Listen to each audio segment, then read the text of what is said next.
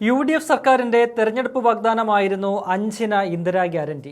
അതിൽ 2 ആദ്യ മന്ത്രിസഭാ യോഗത്തിൽ തന്നെ മുഖ്യമന്ത്രി VD സതീശൻ പ്രഖ്യാപിച്ചു. ഒന്ന് KSRTC ബസ്സുകളിൽ സ്ത്രീകൾക്കുള്ള സൗജന്യ യാത്രയും രണ്ടാമത്തേത് വയോജനങ്ങൾക്കായുള്ള പ്രത്യേക വകുപ്പുമായിരുന്നു. വയോജന വകുപ്പ് രൂപീകരിച്ച് പ്രവർത്തനം ആരംഭിച്ചു കഴിഞ്ഞു. അടുത്തതായി സ്ത്രീകളുടെ സൗജന്യ യാത്രയും നടപ്പിലാകാൻ പോവുകയാണ്. തിങ്കളാഴ്ച മുതൽ KSRTCയിൽ സ്ത്രീകളുടെ സൗജന്യ യാത്ര യാഥാർത്ഥ്യമാകും.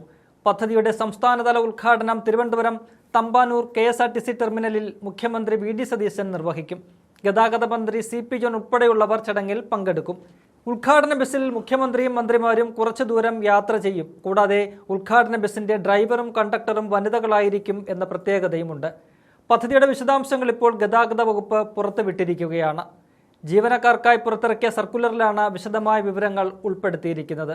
സംസ്ഥാനത്താകെ KSRTCയുടെ 3125 ഓർഡിനറി ബസ്സുകളിലാണ് സ്ത്രീകൾക്ക് സൗജന്യ യാത്ര ലഭിക്കുക. പ്രായമായ സ്ത്രീകൾക്കുൾപ്പെടെ ബസ്സുകൾ തിരിച്ചറിയാൻ ബസ്സിന്റെ മുൻവശത്തും വാതിലുകൾക്ക് സമീപവും പ്രിയദർശിനി എന്ന സ്റ്റിക്കർ പതിപ്പിക്കണം. കാരണം ഈ പദ്ധതിക്ക് സർക്കാർ നൽകിയിരിക്കുന്ന പേര് ഇന്ത്യയുടെ മുൻ പ്രധാനമന്ത്രിയും ഉരുക്കുവനിതയുമായ ഇന്ദിരാഗാന്ധിയുടേതാണ്. സ്ത്രീകൾ സൗജന്യയാത്ര ഇല്ലാത്ത ബസ്സിലാണ് കയറുന്നതെങ്കിൽ അവരോട് കണ്ടക്ടർ അക്കാര്യം ആദ്യമേ പറയണം. 0 ടിക്കറ്റാണ് സ്ത്രീകൾക്ക് നൽകുക. അതിൽ കയറുന്ന സ്റ്റോപ്പും ഇറങ്ങുന്ന സ്റ്റോപ്പും രേഖപ്പെടുത്തണം. സ്ത്രീകൾക്കൊപ്പം പുരുഷന്മാർ യാത്ര ചെയ്യുന്നുണ്ടെങ്കിൽ അവർക്ക് പ്രത്യേകം ടിക്കറ്റ് നൽകണം. വളരെ ചരിത്രപരമായ ഒരു പദ്ധതിക്കാണ് തിങ്കളാഴ്ച കേരളം തുടക്കം കുറിക്കാൻ പോകുന്നത്. ആയിരക്കണക്കിന് സ്ത്രീകൾക്കാണ് പദ്ധതിയുടെ പ്രയോജനം ലഭിക്കുക. ഇപ്പോൾ ജോലിയുള്ള സ്ത്രീകൾ പ്രതിമാസം 3000 രൂപ വരെയെങ്കിലും യാത്രാ ചെലവിനായി വിനിയോഗിക്കുന്നുണ്ട്. ആ തുക ഇനി മുതൽ ഇവരുടെ കയ്യിൽ തന്നെ ഇരിക്കും. ചുരുക്കം പറഞ്ഞാൽ ജോലിക്കാരായ സ്ത്രീകൾക്ക് അവരുടെ ശമ്പളം വർദ്ധിപ്പിക്കുന്നതിന് സമാനമായ ഒരു നീക്കമാണ് നടക്കുന്നത്.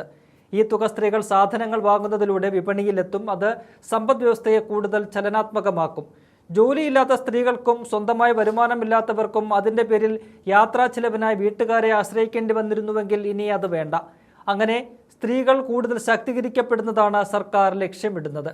പണക്കാരെന്നോ പാവപ്പെട്ടവരെന്നോ മലയാളിയെന്നോ ഇതര സംസ്ഥാനക്കാരെന്നോ ഉള്ള വ്യത്യാസമില്ലാതെ എല്ലാ സ്ത്രീകൾക്കും പദ്ധതിയുടെ പ്രയോജനം ലഭിക്കും. Ordinary, city ordinary, limited stop ordinary, town to town, fare stage limited stop, point to point limited stop, ഗ്രാമവണ്ടി എന്നീ 7 വിഭാഗം ബസ്സുകളിലാണ് സൗജന്യ യാത്ര അനുവദിക്കുന്നത്. പദ്ധതിയിലൂടെ സർക്കാരിന് പ്രതിവർഷം 800 കോടി രൂപയുടെ അധിക ബാധ്യതയാണ് ഉണ്ടാകുന്നത്. നിലവിൽ KSRTCക്ക് ഓരോ വർഷവും 1200 കോടി രൂപ സർക്കാർ സഹായമായി നൽകുന്നുണ്ട്. അതിനു പുറമെയാണ് ഈ പുതിയ ബാധ്യത. ഈ തുക എങ്ങനെ കണ്ടെത്തുമെന്നതിലും സർക്കാരിന് വ്യക്തതയുണ്ട്. ബാങ്ക് മുഖേന പണം കണ്ടെത്തുന്നതിനാണ് സർക്കാർ മുൻതൂക്കം കൊടുക്കുന്നത്. സർക്കാർ ഗ്യാരണ്ടിയിൽ KSRTCക്ക് ഓവർ ഡ്രാഫ്റ്റ് അനുവദിക്കും. ഈ പണം മാസാദ്യം തന്നെ KSRTCക്ക് ലഭ്യമാക്കും. മാസാവസാനം പലിശ ഉൾപ്പെടെ സർക്കാർ തിരിച്ചടയ്ക്കും. ഇത് സ്ഥിരം സംവിധാനമാക്കുന്നതിനാണ് സർക്കാർ നീക്കം.